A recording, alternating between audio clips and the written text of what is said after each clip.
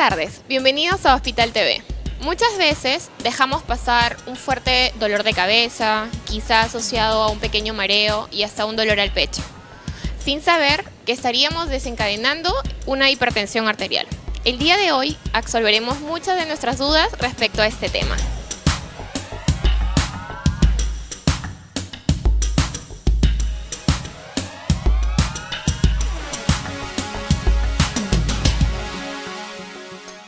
Y para desarrollar este tema nos encontramos con la grata compañía del médico internista, el doctor Víctor Linares Terán. Doctor, buenas tardes. Es un placer tenerlo en el programa. Buenas tardes, Diovi. Muchas gracias por la invitación. Cuéntenos, ¿a qué definimos como hipertensión arterial? Bien, el día de hoy vamos a tocar un tema tan importante y tan prevalente en nuestro medio, y no solo en nuestro Tumbes, sino a nivel de todo el Perú y de muchas latitudes del mundo, que es la hipertensión arterial. Para empezar a hablar de hipertensión arterial tenemos que hablar primero de lo que es una presión arterial común silvestre y luego entender por qué aumenta. La presión arterial, como de repente muchos tienen conocimiento, en términos simples es la fuerza que ejerce el ingreso de la sangre a las arterias. Cuando este incremento de la fuerza se ve proporcionado o se ve aumentada, es que estamos ante la figura de una hipertensión arterial. ¿Qué es lo que lo produce? Son diferentes factores. Si vamos a definir lo que es hipertensión arterial, debemos entender como que es una enfermedad o una condición clínica crónica, sistemática, y acá viene la respuesta a su pregunta, multifactorial. ¿Por qué? No se conoce exactamente un punto específico de origen, pero sí tiene componentes en diferente orden, ¿no?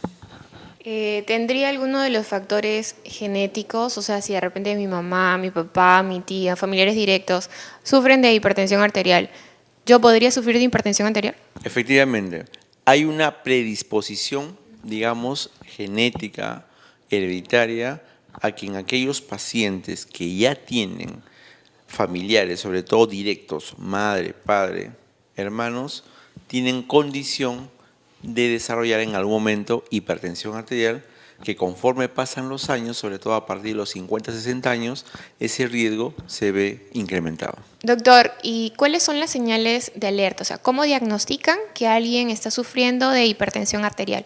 Esa es una muy interesante pregunta. ¿Por qué?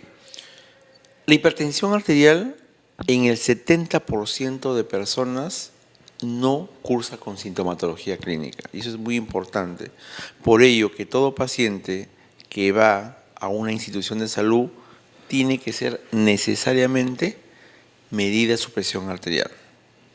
Y en aquellos pacientes que ya cursan con síntomas, tenemos los característicos que la población lo puede reconocer fácilmente: dolor de cabeza, zumbido de oídos, ¿no? Sensación de mareos, quizás en algún caso, y básicamente en algunos días dolor de pecho, que son ya los menos, felizmente, ¿no? Pero básicamente el mismo paciente, al tener esos indicios clínicos, ya él mismo sospecha que tiene la presión aumentada, ¿no?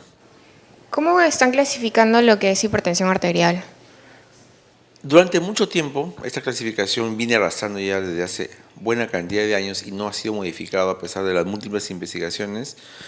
Para empezar, el límite normal o la presión normal que yo esperaría encontrar en un paciente, para no hablar de presión alta, es menor de 140, que es la presión sistólica, y menor de 90, que es la presión diastólica. Vale decir, menor de 140 a 90, como se puede decir. Cuando ya empezamos a clasificar, ya entramos en lo que se denomina grado 1, grado 2, grado 3.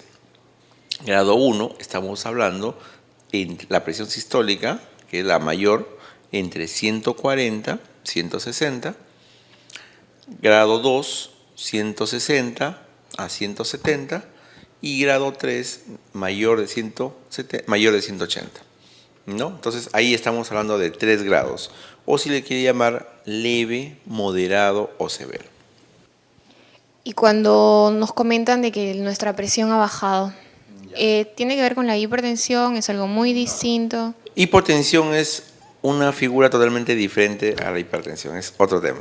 Totalmente. No viene acá. Alguien que sufre de hipertensión arterial necesariamente no debe sufrir de hipotensión, o sea, presión baja. No debería ser así. Hipotensión obedece a otras múltiples causas. Factores. Sí, no tiene que ver. ¿Y la hipertensión es curable, doctor? No. Desgraciadamente, siendo una enfermedad tan prevalente en el mundo entero, tan estudiada, sin embargo, hasta la fecha no tiene cura. Solo se controla nada más. ¿Cuál sería el tratamiento que se le da al paciente que ya se le detecta que está sufriendo de hipertensión? Bueno, en eso sí quiero ser bastante enfático, puesto que el tratamiento obedece básicamente a 3 componentes. Nosotros muchas veces estamos acostumbrados a que el tratamiento es netamente farmacológico y no es así. El tratamiento pasa por la parte dietética, por la parte ejercicio y recién el tercer componente es la parte farmacológica. Los 3 van de la mano.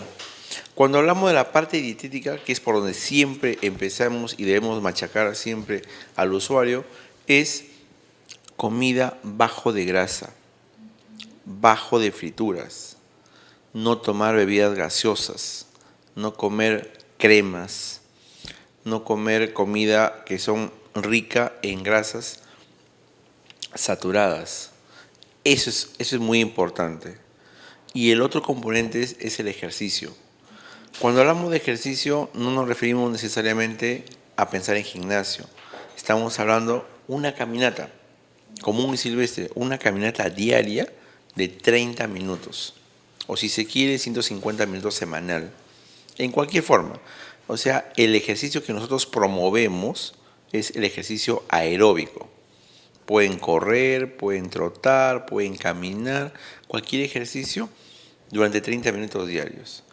El solo hecho de hacer estas 2 cosas, tanto dieta como ejercicio, creo yo que habremos ganado por lo menos el 50% del tratamiento. El otro 50% ya es la parte farmacológica.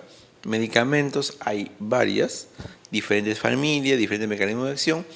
Y el tratamiento no se le puede decir específicamente cuál porque es individualizado. ¿Por qué? No es lo mismo un paciente que no tiene comorbilidad, me refiero a que no tenga otra enfermedad agregada.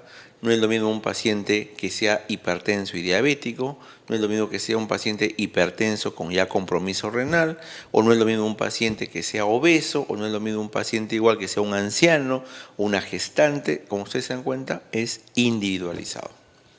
Perfecto. Doctor, vamos a ir a una pequeña pausa. Vamos a una pequeña pausa y volvemos con más aquí en Hospital TV. Ya regresamos con más en Hospital TV.